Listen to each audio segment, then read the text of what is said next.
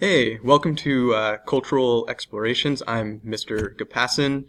That's Gapassan if you've been looking at your schedule all night and wondering how to pronounce it. You can also just call me Mr. G. That works for me. This is an exciting class, and I'm really sorry I can't be here tonight, but I'll take a few minutes to talk you through it. Some basic things, what to expect from this class. It is kind of just an explorations class. It's a sampling of different cultures, so we're not going to be going into depth about like comparative governments or in depth in world religions or anything like that. Through a good deal of trial and error, I found that what kids really want is to learn about like daily life, kind of personable experiences, and to have like real experiences. I've kind of built this course to respond to student feedback. And to have students have some voice in what we explore, or at least when we explore certain things. So some things that I include in class are documentaries. Oh, sorry, that went a little too fast. Some documentaries. I don't try not to use them too often, but I find that there are some really quality ones out there that give us some great perspective and things to discuss as a group.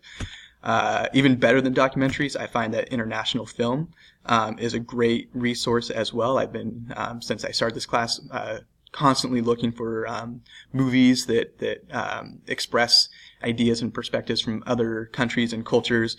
I especially like ones that aren't in English and where we have to rely on subtitles, and some of those subtitles are pretty choppy, so I think that gives kids a great experience of what it's like to be somewhere and not understand the language and have to figure out what is going on and what people are saying or indicating without understanding the language. It's an amazing experience.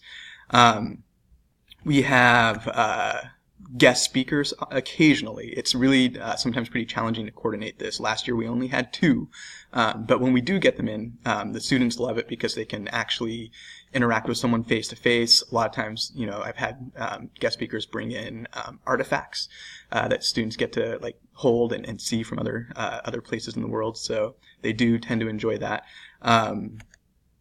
A key component of this class is the Pen Pals program. It's an online website that opens up our classroom to the world, and it is moderated by the teachers, myself, and all the other teachers included. With our students, we make sure that they're being mature and respectful and appropriate on there.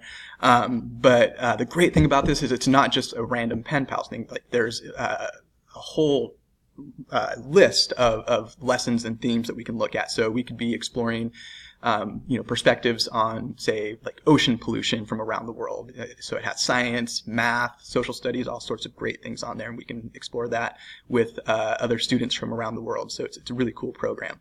It has videos and readings, and the kids get to interact with other students. As far as work goes, I do try to open up group work opportunities as much as possible. I do have ways of, having students make sure that they divide that work equitably and that everyone's doing their share. If you have questions about that, of course, feel free to talk to me. But I do try to respect that some students like to work on their own, so I try to find ways to allow both options there. Occasionally, we do need to work together. That is just real life, the world that we live in, and big corporations and companies and places that we go want people to be able to do teamwork as well. So it's important. Last year I didn't include music enough. I felt like I only did it a little bit, but this year I'm really going to try to, it's one of my goals to bring in music from the places that we look at and spend some time listening and comparing that to our own music. And then the big highlight of this class, the thing that the kids I think are drawn to and what they talk about with each other outside of class quite often is the Yum Box, which is basically exactly what it sounds like. It's a box of treats that is sent to us once a month from various countries from around the world. So each box actually has treats from a specific country.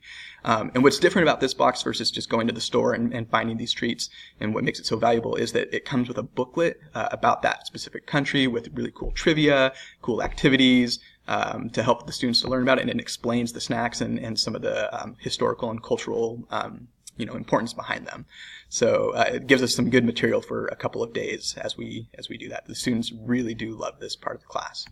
However, it is an expensive thing to include. So this year I have at least 36 students compared to my 20 or less last year, depending on the time. And so I'm going to need to upgrade that box to be able to feed all the students. So it's going to cost me $429 for the cheapest price. That's cheaper than paying once or paying monthly. So if I just pay it at the beginning of the year, it's quite a bit cheaper.